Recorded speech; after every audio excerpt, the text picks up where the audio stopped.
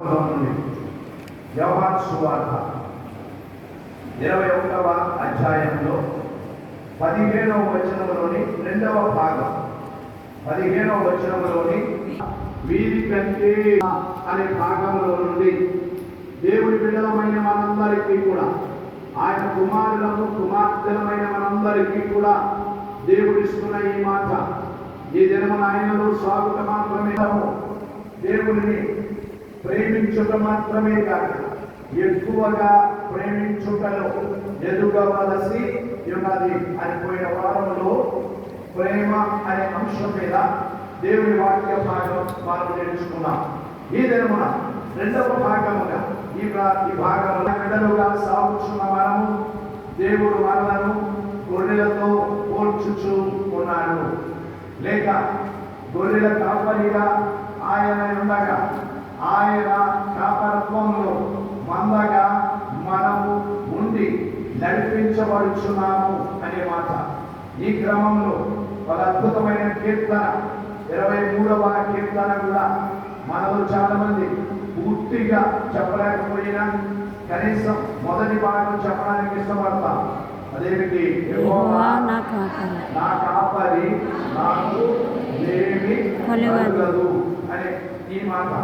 అది మనలను ఎంతగా నడిపిస్తుంది అంటే దేవుడే మనకు కాపరిగా నుండి ఆయన మనలను నడిపిస్తూ ఉన్నాడు. అలాగే 100వ కీర్తన మనకు తెలియపరుస్తూ ఉన్నదేమనగా మనమందరము ఆయన మేపు గొర్రెలపై ఉన్నాము అనే ఈ మాట. మరి పాత నిబంధనలో చాలా చోట్ల దేవుడు విశ్వాసిని ఒక గొర్రెతో పోలుస్తూ ఆయన తాను కాపరిగాను ఆయన కాపరత్వం క్రింద మనము మందలో సాగే వారముగా ఉండాలి అని కోరుచున్నాడు. పేతురుకు దేవుడు ఒక ప్రత్యేకమైన బాధ్యతను అప్పగిస్తూ, పేతురు నీవు నన్ను ప్రేమిస్తున్నా, కేవలం ప్రేమించడం మాత్రం కాక మిగిలిన వాటన్నిటికంటే నీ చుట్టూ ఉన్న వారి కంటే ఈ దినమున అదే ప్రశ్నను ఆయన కుమార్తెగా కుమారుడిగా సాగుచున్న నీకును ఆయన వేస్తూ, నీవు కలిగి ఉన్న వాటి కంటే, మన సంతానము కంటే, మన సంపద కంటే, మనకున్న పేరు ప్రఖ్యాతలు ఈ లోక సంబంధముగా ఏమేమి మనం కలిగి ఉన్నా వాటన్నిటికంటే ఎక్కువగా దేవుని ప్రేమించే వారముగా ఉండాలి అయిపోయిన వారంలో మనం నేర్చుకున్నాం. ఇదే 2వ భాగముగా మేతను కూర్చిన కొన్ని విషయాలు ప్రభు సన్నిధిలో ఈ దిన మనం నేర్చుకుంటున్నాం. గొర్రెలకు మేత ఎలాంటిది, అలాగనే ఆ మేత మనలను ఎలాగున్నా బలపరుస్తుంది అనే విషయాలు దేవుడు మనకు నేర్పించుటకు ఇష్టపడుచు ఉన్నాడు. మొదటిగా సహజమైన మేతను వేస్తూ ఈ లోకపు యాత్రలో సాగుతూ ఉంటాం. యోహాను సువార్త 10వ అధ్యాయం 9వ వచనంలోని భాగము ఇలాగున సెలవిచ్చుచున్నది. యోహాను సువార్త 10వ అధ్యాయం 9వ వచనంలోని మాట ఇలాగుంది. నేనే ద్వారమును, యేసయ్య ద్వారా రక్షణ అనే దీవెన పొందుకొనిన మనమందరము ధన్యులం. దేవునికి స్తోత్రం. మన ధన్యత ఏమనగా ఆయన ద్వారా రక్షణ అనే దీవెనను పొందుకొని ఉన్నాం. రక్షించబడిన జనాంగమే దేవుని మందిరములోనికి వచ్చువారు వెళ్ళువారుగా కనబడుచు ఉన్నారు. మనం వచ్చుట వెలుగుటలో దేవుడు కేవలం మనం చూచి పంపించేయడం లేదు, కానీ ఆయన మనకిస్తున్న దీవెనేమనగా వచ్చుచు వెళ్ళుచు మేత మేయుచు ఉండాలి. దేవునికి స్తోత్రం. కాబట్టి మేత అనేది ఇక్కడ మనకు కనబడుతుంది. మేతను దేవుడు సిద్ధపరిచాడు. అయితే ఈ మేత అనేది మనం ఏం చేయాలి? మేర్చు ఉండాలి. మరి ఈ భాష కొంచెం మనకు విడ్డూరంగా కనబడుతుంది.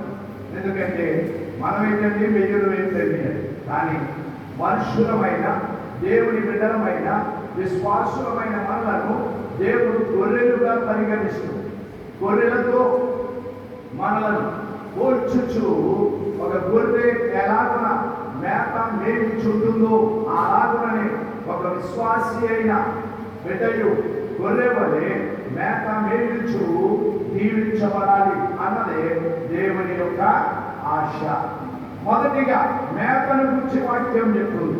ఏ మేతది? సహజమైన మేత.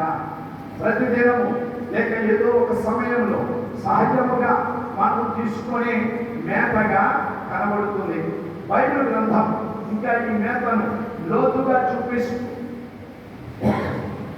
ఉన్నాడు. ప్రవక్త అయిన యెహెజ్కేలు 34వ అధ్యాయం 14వ వచనంలోని మొదటి భాగం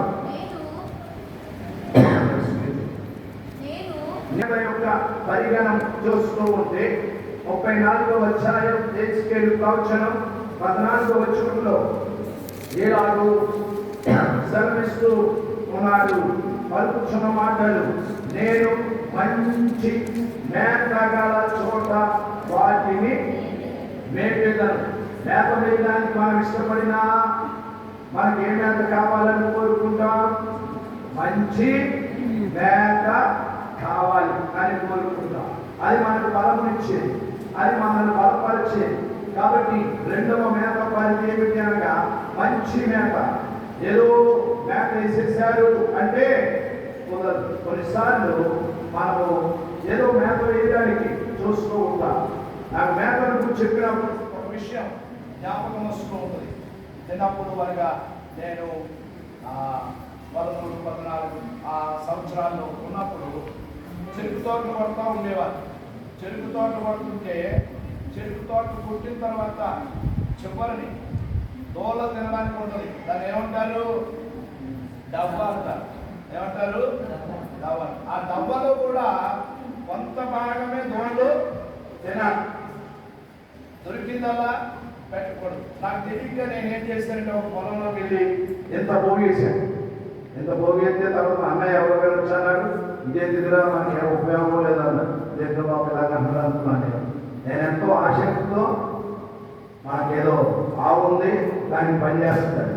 కానీ వాళ్ళకి తెలిసింది అది డబ్బయ్యే కానీ తినడానికి మంచిది కాదు అని. ఎందుకంటే వాళ్ళకి తెలుసు ఏ తోళ్ళకి వచ్చిన మేత ఎలాంటిదో అని. కాబట్టి రెండవ మేత గురించి వాక్యం చెప్తుంది. దేవుడు తన కోరేటట్టు ఏ మేత పెడతారట? మంచి మేత పెడతారు. మంచి మేత అంటే తప్పక అది ఒక వ్యక్తికి దీవెనకరమైనది, ఆత్మకు ఆరోగ్యదాయకమైనది, ఆధ్యాత్మికముగా ఎదగడానికి సహకరించేదే ఆ మేత. ఈ రెండవ మేతను గురించి ఈ మాట చెప్తూ ఉంది. ఆ తరువాత ఇంకా ఇదే వచనంలో మేతలో మరొక భాగంలోనికి దేవుడు మనల్ని తీసుకొని వెళ్తూ 14వ వచనంలో రెండవ భాగం, అక్కడ అవి మంచి దొడ్డిలో పండుకొను ఇశ్రాయేలు పర్వతముల మీద బలమైన మేతగల స్థలమందు అవి మేయును. ఇక మూడవ మాట ఏమేపడుతుంది? బలమైన మేత. తప్పక మనం తీసుకొని చున్న మేత మనకు బలమునిచ్చేదై ఉండాలి, నీకు బలమునిచ్చేదై ఉండాలి. ఈ విధముగా దేవుని యొక్క వాక్యం పేతురుతో పునరుత్థానుడైన యేసయ్య మాట్లాడుచు, నా గొర్రెలను మేపుము, నా గొర్రె పిల్లలను మేపుము అని చెప్పుచున్న మాటలో ఈ దినమున మనం వాక్యమును ధ్యానిస్తూ ఉన్నాం. నిజానికి మేపుట అనేది చాలా ప్రాముఖ్యమైన విషయం. ఇప్పుడు మనమందరం దేవుని మందిరంలోనికి ఎందుకు వస్తున్నాము అనగా మేపబడడానికి వస్తూ ఉన్నాం. ఇంకా మంచి మేకను నేను పొందుకోవాలి, ఇంకా బలమైన మేకను నేను పొందుకోవాలి. అందుకనే మనం దేవుని మందిరానికి వచ్చే సమయం, దేవుని సహవాసంలోనికి వచ్చే సమయం, నేను దేవుని మందిరంలోనికి వెళ్ళడం ద్వారా నాకు దేవుడు సిద్ధపరిచిన ఇంకా మేక మంచిది ఉంటుంది. మరొక భక్తుడు ఈ 3 రకములైన మేకలను దేవుని వాక్యము చెప్తున్న వాక్యముతో ఇలాగున పోలుస్తూ ఉన్నారు. మొదటి సహజమైన మేకను గురించి అంటాడు, ఉపదంతులుగా ఆశీర్వదించబడతారు. రెండవది మంచి మేకను గురించి చెబుతూ అంటున్న మాట ఏమనగా అరువదంతులుగా ఆశీర్వదించబడడానికి. మూడవది బలమైన మేకను గురించి మాట్లాడుచు నూరంతలుగా ఆశీర్వదించబడతారు. కాబట్టి దేవుని మన సందేశం, మన అంశము మేక. అందరూ ఒకసారి చెప్పండి, మేక.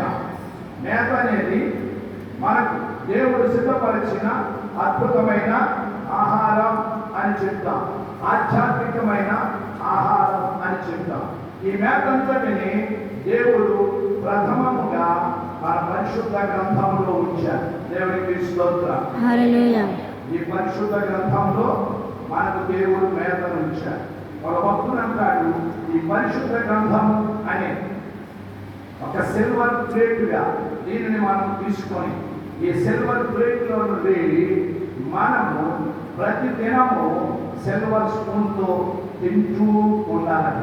దేవునికి స్తోత్రం. హల్లెలూయా. హల్లెలూయా. సిల్వర్ స్పూన్ అంటే సాధారణంగా మీ అందరికీ తెలుసు, మొదటి భోజనం పెట్టినప్పుడు వాళ్ళు ఒప్పుకున్న చుట్టాలు ఎవరో ఒకరు ఏం చేస్తుంటారు, ఏ స్పూన్ కొంటారు, మీ మనవడికి మీ మనవరానికి భోజనం పెడుతున్నారు కనుక, లేకపోతే ఇంకా కొంతమంది నిలువైన వాళ్ళు అయితే వస్తున్నప్పుడు కొనుక్కురా అంటారు. ఏంటి స్పూన్, సిల్వర్ స్పూన్.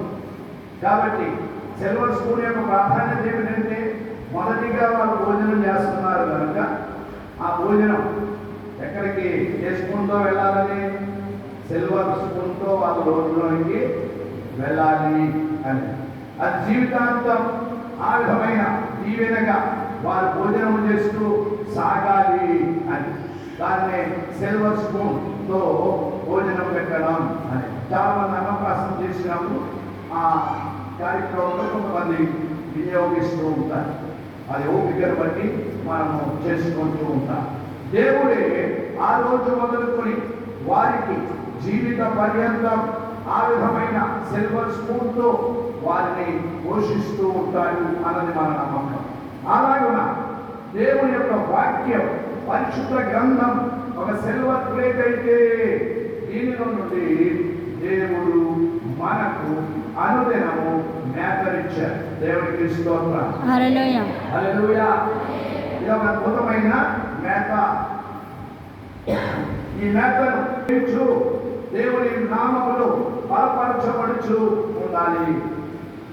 ఈ మేక వేడుకలో ఇంకా మనం ఎలా ఎదగాలి అంటే దినదినము బలమైన ఆహారం తీసుకోవడానికి ఎదిగిన వారముగా ఉండాలి అంట. భక్తుడు ఎబ్రీ పత్రికలో ఒక మాట రాస్తారు. 5వ అధ్యాయం 12వ వచనంలో, 5వ అధ్యాయం 12వ వచనంలో కాలమును బట్టి